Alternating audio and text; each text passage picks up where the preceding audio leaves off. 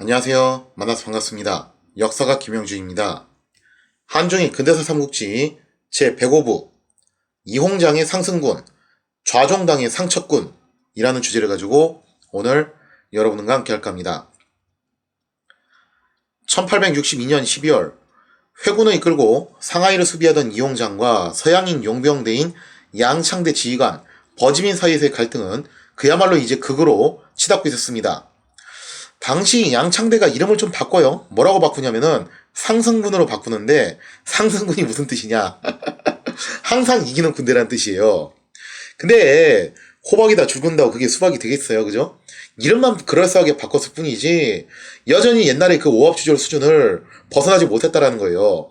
그러니까 다시 거듭 말씀드리지만 서양인들은 무조건 싸움을 잘한다? 그게 아니에요. 서구 제국들이 새로운 근대국가 체제를 만들었기 때문에 저런 강력한 전투력을 보여줬던 거지, 그냥 서양인들만 모아놓으면 그건 오합지졸에 불과하다는 거죠. 태평천국 군대만도 못하다는 거예요.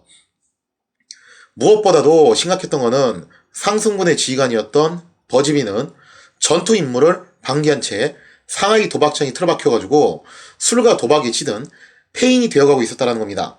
그래서 지휘는 자기 부관들한테 맡겨놓고 자기는 뭐 전장에 코빼기도 보이지 않았다는 거예요. 더군다나 이 버지비는요, 도박에서 이제 돈을 탕진하니까 나중에 뭐까지 전용해서 쓰게 되냐면은 군자금까지 전용해서 쓰게 돼요. 그러면서 군자금이 전부 다 탕진되니까 버지비는 급기야 회군의 자금을 관리하는 행수 양방을 찾아가가지고 다짜고짜 돈을 내놓으라고 협박을 한다는 거죠. 물론 이제 양방이 이걸 거부를 하니까 바로 그 자리에서 폭행 플러스 금품갈취, 그러니까 정말 이제 인성이 문제가 있는 그런 수준의 범죄 행각들을 계속해서 저지르고 있다는 거예요. 끊임없이 폐악취를 일삼았다는 거죠. 결국 참다 못한 이홍장은 버지민을 상승군 지휘관에서 해고하는 강경한 카드를 꺼내들게 됩니다. 더 이상 참을 수 없다. 유어 파이어! 하고서 해고한 거죠. 자, 그러자 버지민도 여기에 지지 않고 아직 계약이 만료도 안 됐는데 이홍장이 멋대로 자신을 부당해고했다 라면서 정말 정말 꼴사납게도 베이징에 개설된 미국 영사관에 이홍장을 고발을 했다라는 거죠. 하여튼 이런 부류의 인간들은 끝까지 자기 잘못을 인정을 안 하죠. 자, 그런데 사실 그동안 서양인들 사이에서도요, 상승군은 이미지가 별로 안 좋았어요. 상승군이라고 하면은 각 국가에서 탈영한 수병들을 긁어 모아가지고 용병 조직을 만들었고, 그리고 각 국가들의 무기들을 갖다가 불법으로 입수를 해가지고 밀수 유통이나 일삼는 그런 불량한 양아치 일진 집단이라는 인식이 굉장히 강했다는 거죠. 아무리 이때가 힘의 논리가 지배하는 그런 제국주의 시대라 하더라도 나름의 상식은 있었잖아요, 그죠? 당연히 당시 미국 영사관도 나름의 상식은 있었기 때문에 버지빈이 그동안 어떤 짓거리를 하고 다녔는지를 모르지는 않았다는 거죠. 다 아는 이야기라는 거예요. 자, 그래서 미국 영사관은 이홍장이 편을 들어가지고 뭐라고 명령을 하냐, 버지빈에게 너가 잘못한 건 맞으니까 그동안 불명예스러운 짓을 많이 저지르지 않았냐, 이거를 어떻게 해라. 마침 그때 미국이 남북전쟁 내전 중이었거든요. 본국으로 귀국을 해가지고 어떻게 해라, 여기에 참전을 해서, 당연히 북군에 참전하는 뜻이었어요. 이거는 참전을 해서 죄를 씻어라 라고 그렇게 이제 판결을 내리게 됩니다. 이렇게 해서 버지비는 상승군 지휘관에서 해고됐고 이홍장은 이제 새롭게 상승군 지휘관으로 쓸만한 인물을 물색을 하게 되었죠. 왜냐면 아무래도 거기 상승군에 있던 군대가 다 서양인들이다 보니까 이게 외국어 소통 문제도 있거든요.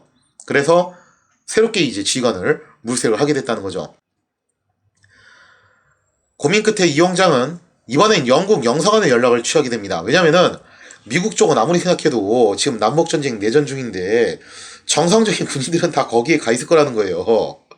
그래서 버지민 같은 그런 이제 인간 말총들만 외국에 돌아다니면서 그런 이제 수익성, 쓰레기 범죄나 저지르고 다니는 건데, 그러니까 미국 군인은 좀 지금은 믿을만하지 못하다라고 판단을 했던 것 같습니다. 그래서 뭐 믿기는 하지만 어쨌든 실력이 확실하게 입증된 게 영국 군이잖아요. 그래서 영국 영사관에다 연락을 해가지고 의사타진을 한 거예요.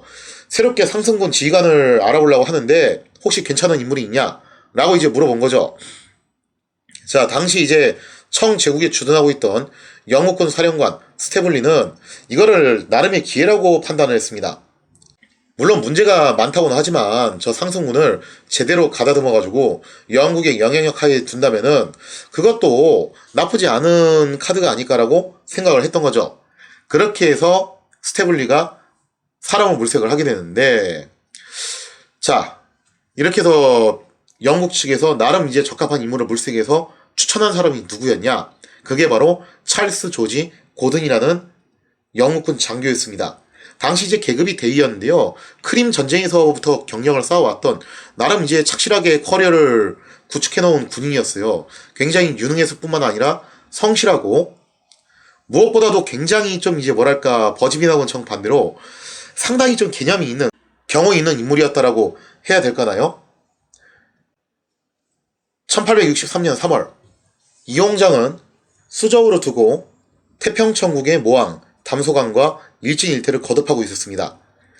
이 과정에서 상승군을 일단 임시로 지휘하고 있었던 프랑스 장교가 대포 폭발로 사망하는 사태가 또 발생을 하게 돼요. 하여튼 뭔가 이 상승군은 지휘관이 임명되면 별로 좋지 못한 꼴을 보게 됐다는 거죠. 예를 들자면은 첫 번째 지휘관이었던 워드 같은 경우는 한 번 중상 있고 그 다음번에 전사하고, 두 번째 지휘관이었던 버즈빈은 이용장과의 트러블 때문에 뭐 트러블이라기보다는 버즈빈이 잘못한 게 맞죠. 그래서 결국에는 해고를 당하고, 그 다음에 임시 지휘관으로 임명됐던 프랑스 장교는 대포 폭발 사고로 사망을 하는 그런 이제 사태까지 발생을 했다라는 거죠. 뭔가 좀 이제 상승군은 이렇게 되면 여기에 지휘관으로 오는 것을 다들 기피할 만한 그런 것이 될 것 같은데, 어쨌거나 이래저래 상승군이 계속 지휘관을 잃게 돼서 거의 전력상 도움이 안 되던 찰나에 마침내 영국에서 파견해준 고든 대위가 당도를 하게 됐다는 거죠. 사실 이용장은 이 무렵에 마음이 굉장히 급했어요. 그래서 빨리 이제 출진을 하고 싶어 했는데 왜 그랬냐면은 바로 이용장의 경쟁자였던 좌종당이 태평천국을 상대로 연전연승을 거두고 있었기 때문이었습니다. 좌정당에 대해서 조금 이야기를 하자면요. 좌정당은 본래 과거 시험을 준비하던 문관이었어요. 하지만 이 좌정당이 좀 밀덕 기질이 있으신 분이라 가지고 문과를 준비하고는 있었지만 개인적으로 병서를 굉장히 탐독했던 인물이었습니다. 근데 좌정당 같은 경우는 결국에는 끝내 문과 과거 시험을 최종적으로 합격을 못했어요. 뭐 그 이유가 뭐 명확하게 나와 있는 건 아닌데 추정컨대 좌정당이 또 굉장히 악필이었거든요. 글씨를 정말 못 썼어요. 아마 저 정도 수준으로 못 썼던 모양이에요. 근데 이 시대에는 글씨를 얼마나 예쁘게 쓰냐도 되게 중요한 능력치 기준으로 삼았던 시대였기 때문에 아마 그래서 떨어진 게 아닌가라는 뭐 그런 설도 있긴 있어요. 그래서 좌정당은 그 이후로 이제 임칙서 휘하로 들어가가지고 임칙서를 보좌하고 수행하는 역할을 하다가, 임칙서가 원래 이제 광서성으로 파견이 되려고 했었잖아요. 근데 가다가 중간에 병사를 했단 말이에요, 임칙서가. 그래서 좌종당이 좀 잠깐 공중에 붕 뜨게 되죠. 그래서 이때 결국에는 뭐 이 임칙서의 추천을 받아가지고 살아생전에 뭐 이제 여기저기 추천을 해줬으니까 그게 연결이 돼가지고 증국번과 함께 일을 했다라는 겁니다. 그래서 좌종당이 이영장하고 라이벌 구도를 나중에 형성을 하게 되는데, 라이벌 구도라고는 하지만 사실 좌종당은 이영장보다 나이가 좀 한참 많아요. 증국번하고 오히려 이제 같은 또래라는 거죠. 한 살 차이가 나는데 증국번이 한 살 위입니다. 뭐 그때 당시 기준으로는 한 살이면 그냥 친구 사이나 다름없죠.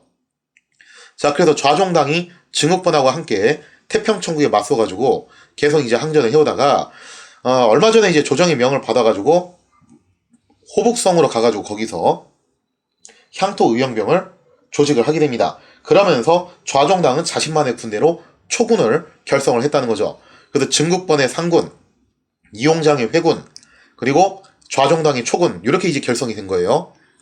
자, 그리고 좌종당은 여기에 더해서 이용장의 상승군을 모방해서 서양인 장교를 교관으로 섭외해가지고 부대를 하나 더 추가로 신설을 하게 돼요. 그것이 뭐였냐면 바로 상첩군이었죠. 항상 대첩을 이루는 군대. 뭐 대첩이라고 해도 그게 결국 승리를 의미하는 거니까 상승군이나 상첩군이나 뭐 거기서 거기인 의미죠. 상첩군이라는 부대를 창설을 했다라는 거죠.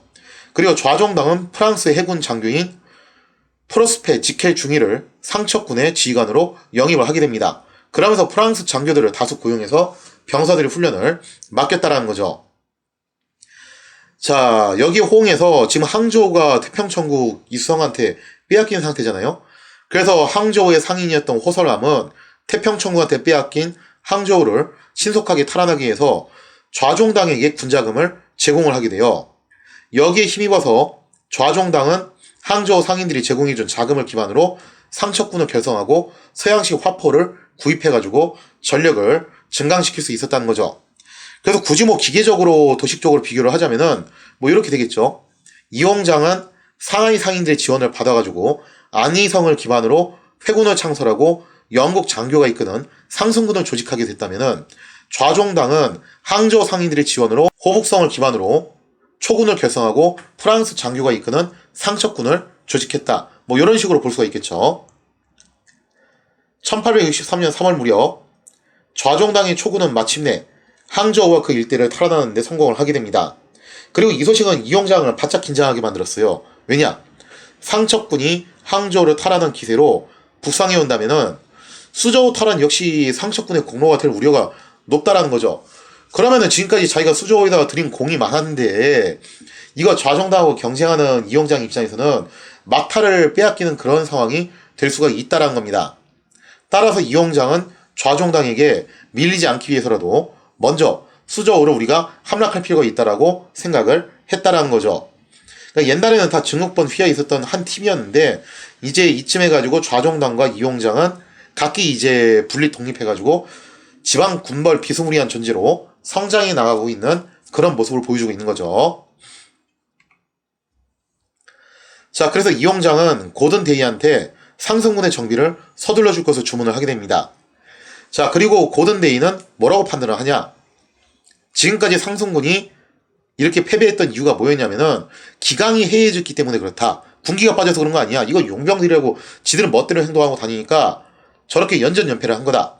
그래서 이 기강을 바로잡기 위한 작업부터 착수를 합니다.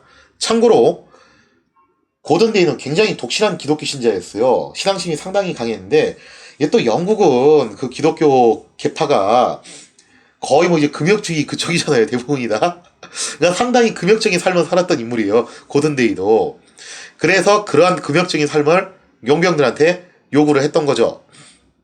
자, 그래서 고든 데이는 상승군에 소속된 서양인 용병들한테 반드시 일요일 예배에 참석을 해야 된다는 것을 지시를 내리게 됩니다. 적어도 그러면 일주일에 하루 정도는 딴짓거리를 안 하겠지라고 본 거예요. 그리고 아편하고 도박을 철저하게 언급했다는 거죠. 아니, 우리의 적인 태평천국 군대도 저걸 안 하는데 니들이 저거를 하면 어떻게 하냐? 저거 하지마. 자, 이렇게 해서 상승군의 기강을 바로잡는데 전력을 다했다는 거죠. 이홍장 역시 회군 전력을 강화시켜서 무려 4만에 달하는 대군으로 증편을 하게 됩니다. 또 영국제, 대포, 수신문과 포함을 구입하는 등 수저우 탈환을 위한 준비에 박차를 계속해서 이어나가게 되었다는 거죠. 1863년 5월 이렇게 해서 만전을 기한 회군과 상승군은 수저우를 향해서 진군을 개시를 하게 됩니다. 이홍장은 수저우 앞에 있는 쿤산 일대에서 태평천국군의 요격을 일단 분쇄를 해요. 그리고 7월 무렵에는 순조롭게 수저우 앞까지 진출을 할 수 있게 되었다는 거죠. 이에 수저우를 지키고 있던 태평천국 모왕 담소강은 이홍장이 진군을 막을 방법을 궁리하기 위해서 고심을 하게 됩니다. 왜냐면 이미 태평천국 주력부대가 안희성 공략에 실패해가지고 지금 주력부대가 공중분해된 상태였거든요. 그래서 태평천국 본국은 수저우를 구원할 여력이 거의 없는 상태였어요. 이 얘기는 담소강이 자력으로 이것을 극복을 해야 됐다는 거죠. 자, 이렇게 해서 담소강이 좀 코너에 몰려있던 시점에 정말 뜻밖의 인물이 수저우를 방문하게 됩니다. 그 사람이 누구였냐? 바로 얼마 전까지 상승군 지휘관에서 있다가 해고된 버지빈이었어요. 이 버지빈이 가라는 본국으로 가지 않고 사실 용병들이 제일 싫어하는 게 명예를 위해서 싸우는 그런 거잖아요. 그죠? 용병들은 돈을 위해서 싸워야 되는데 자, 그래서 어디로 간 거냐? 이 사람이 수저우로 온 겁니다. 버지빈은 상승군 지휘관에서 해고를 당하면서 이홍장에게 앙심을 품고 있었고 그에게 복수할 기회를 엿보고 있었다는 거죠.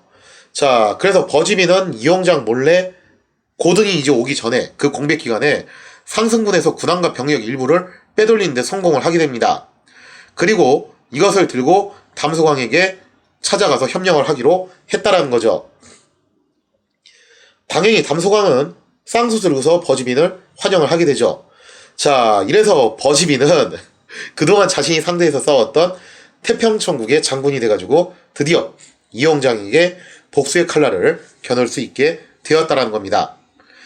자, 과연 버즈빈의 복수는 성공할 수 있을 것인가? 거기에 대한 이야기를 하기에 앞서서 또 이제 한 인물에 대한 이야기를 마무리 지어야 되죠. 바로 태평천국의 초기 스타팅 멤버 중 하나였으며 또 그래서 가장 유능한 인물로 평가를 받았던 이광, 석달계. 그 이광, 석달계도 긴 여정의 종착점에 도달하게 됩니다. 과연 이광, 석달계는 어떤 운명을 맞이하게 될 것인가? 거기에 대한 이야기는 다음 시간에 이어서 계속하도록 하겠습니다.